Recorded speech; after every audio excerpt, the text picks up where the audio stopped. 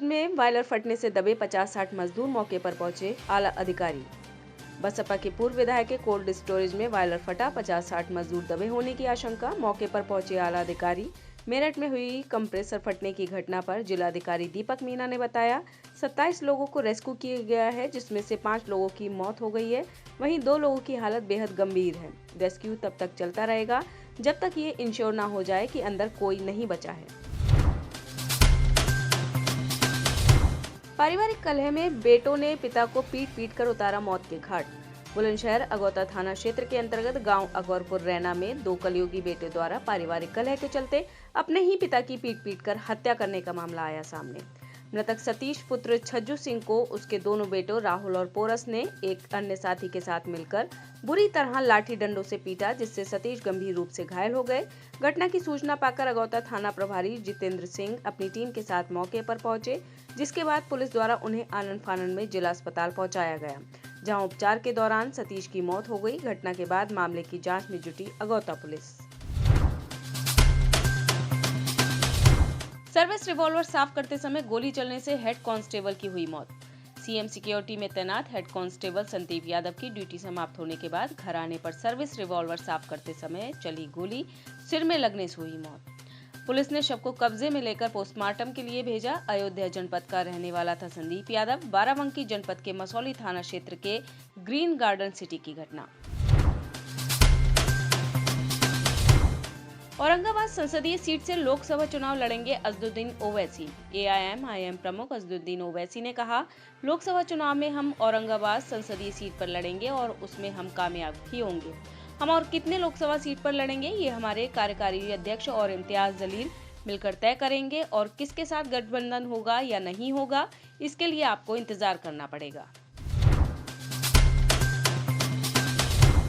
IPS Anish Gupta केंद्रीय प्रतिनियुक्ति पर जाएंगे। डीआईजी अनीश गुप्ता को राज्य सरकार ने विरमित कर दिया है। अभी तक वे राज्य के डीआईजी पद पर तैनात थे। अब से अगले 5 सालों तक आईपीएस अनीश गुप्ता केंद्रीय प्रतिनियुक्ति पर रहेंगे। देश की पहली महिला सोलो साइकिलिस्ट प्रीति मस्के ने बनाया नया रिकॉर्ड। देश की पहली महिला सोलो साइकिलिस्ट प्रीति मस्के 12 राज्यों में लगभग 3676 किलोमीटर की दूरी सिर्फ 11 दिनों में तय करके एक नया रिकॉर्ड बनाया है। वह साइकिल से जम्मू कश्मीर के श्रीनगर से शुक्रवार को कन्याकुमारी पहुंची। पैराग्लाइडिंग करते समय संतुलन बिगड़ने से ट्रेनर मनीष कुमार हुए घायल। हिमाचल प्रदेश के चंबा निवासी पैराग्लाइडर ट्रेनर मनीष कुमार का पैराग्लाइडिंग करते समय अचानक हवा में संतुलन बिगड़ने से वह 11 केवी बिजली के तारों पर गिरने से गंभीर रूप से घायल हो गए। पैराग्लाइडिंग टीम और स्थानीय लोगों ने बिजली विभाग को सूचना देकर बिजली बंद करवाकर रस्सी के सहारे से उन्हें किसी तरह से नीचे उतारा और स्थानीय जिला अस्पताल ले गए, जहां से उन्हें जम्मू रेफर कर दिया गया। पुलिस ने मामला दर्ज कर आगे की कार्रवाई शुरू कर दी है। लोक गायिका नेहा राठौर को यूपी पुलिस ने दी नोटिस, पति की भी गई नौकरी। बिहार में कावा, यूपी में कावा जैसे लोकगीत गाकर मशहूर हुई लोक गायिका नेहा राठौर को यूपी में कावा सीजन 2 गाने पर यूपी पुलिस ने दी नोटिस। नेहा खुद तो पुलिस के पचड़े में फंस ही चुकी है, वहीं अब उसके पति को भी नौकरी से निकाल दिया गया है। नेहा राठौर के पति हिमांशु एक कोचिंग संस्थान में बतौर राइटर सेवारत थे, लेकिन अब उनसे कंपनी ने इस्तीफा ले लिया है। इसका खुलासा खुद हिमांशु ने किया है। भारत में देखे गए संदिग्ध जासूसी गुब्बारे की हो सकती है जांच। 1 साल पहले जब भारत के स्ट्रेटेजिक आइसलैंड चेन के ऊपर एक गुब्बारा मंडरा रहा था, तब इसके बारे में ज्यादा चर्चा नहीं थी और लोग इसके बारे में समझ भी नहीं सके। परंतु अब दुनिया भर में जासूस गुब्बारा घूम रहा है, तो भारत में भी देखे गए संदिग्ध गुब्बारे की जांच की उम्मीद की जा रही है। जिस आइसलैंड पर भारत में गुब्बारा देखा गया था, वो भारत के बंगाल की खाड़ी में स्थित मिसाइल टेस्टिंग सिस्टम से काफी नजदीक है।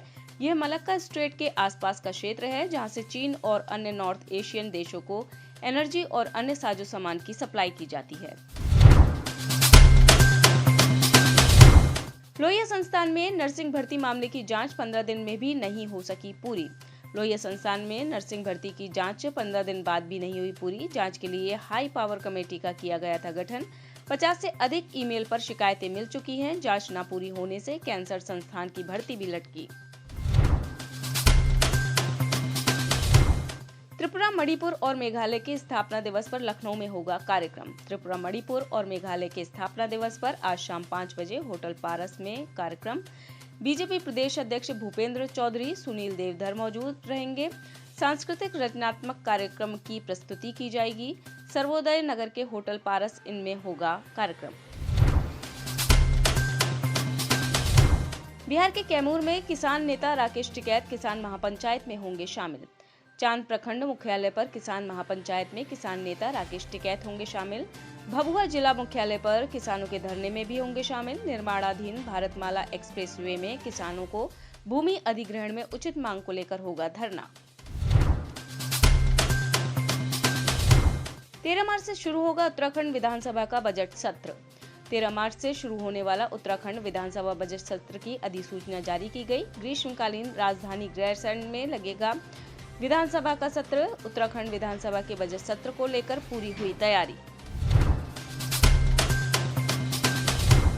दिल्ली एमसीटी के ट्रक के नीचे दबकर 4 लोगों की मौत। दिल्ली के आनंद पर्वत इलाके के पास बीती रात एक ट्रक की चपेट में आने से 4 लोगों की मौत हो गई।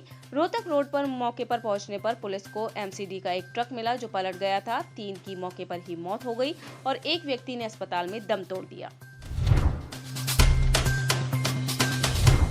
उमेश पाल हत्याकांड में अतीक के दोनों बेटों सहित लोगों की गिरफ्तारी। राजूपाल हत्याकांड के मुख्य गवाह उमेश पाल की हत्या का सीसीटीवी फुटेज सामने आया। उमेश पाल हत्याकांड में पुलिस ने अतीक अहमद के बेटों एजम और आवान सहित 7 लोगों को हिरासत में लिया। सभी से पूछताछ जारी है। जर्मन चांसलर ओलाफ शोल्ज 2 दिवसीय दौरे पर भारत आए। अपने 2 दिवसीय दौरे के लिए German chancellor Olaf Scholz Bharat पहुंच चुके हैं। ओलाफ शोल्ज के स्वागत के लिए दिल्ली एयरपोर्ट पर कई वरिष्ठ अधिकारी मौजूद रहे। एयरपोर्ट से रवाना होने के बाद जर्मन चांसलर ने पीएम मोदी से राष्ट्रपति भवन में मुलाकात की। इस दौरान शोल्ज ने कहा, जर्मनी और भारत के बीच पहले से ही अच्छे संबंध हैं और मुझे उम्मीद है कि हम इस रिश्ते को मजबूत करेंगे। उन्होंने कहा कि हम अपने देशों के विकास और दुनिया में शांति के लिए प्रासंगिक सभी विषयों पर गहन चर्चा करेंगे। अमेरिका के पूर्व राष्ट्रपति डोनाल्ड ट्रंप को मिली जान से मारने की धमकी। अमेरिका के पूर्व राष्ट्रपति डोनाल्ड ट्रंप को जान से मारने की धमकी ईरान के शीर्ष कमांडर आमिर अली हजीजादेही ने दी है। धमकी देने के साथ ही आमिर अली हजीजादेही ने 1650 किलोमीटर तक वार करने की क्षमता रखने वाली एक क्रूज मिसाइल तैयार करने का भी दावा किया है। रूसी सांसद ने पुतिन के संबोधन का उड़ाया मजाक। पुतिन संबोधन के दौरान रूसी सांसद मिखाइल अब्दालकिन ने कानों पर नूडल्स लगाकर उनका भाषण सुना। मिखाइल का ये वीडियो तेजी से वायरल हो गया है और अब इसको लेकर खबर आ रही है कि रूस की कम्युनिस्ट पार्टी ने सांसद को सजा दिलाने का संकल्प लिया है। रूस यूक्रेन युद्ध के 1 साल पूरा होने और भीषण तबाही के बाद भी जंग जारी। 1 साल से रूस यूक्रेन दोनों देशों के बीच भीषण जंग जारी है। दोनों में से कोई भी देश पीछे हटने को अभी भी तैयार नहीं है। 3 लाख मौतें, हजारों गायब, खंडर हुआ यूक्रेन, लाखों बच्चे हुए अनाथ। 1 साल में लाखों लोगों ने छोड़ा यूक्रेन, फिर मोर्चे पर डटा है यूक्रेन। अंतर्राष्ट्रीय सुरक्षा पर वार्ता के लिए चीनी रक्षा मंत्रालय ने यूरोप भेजा प्रतिनिधि मंडल।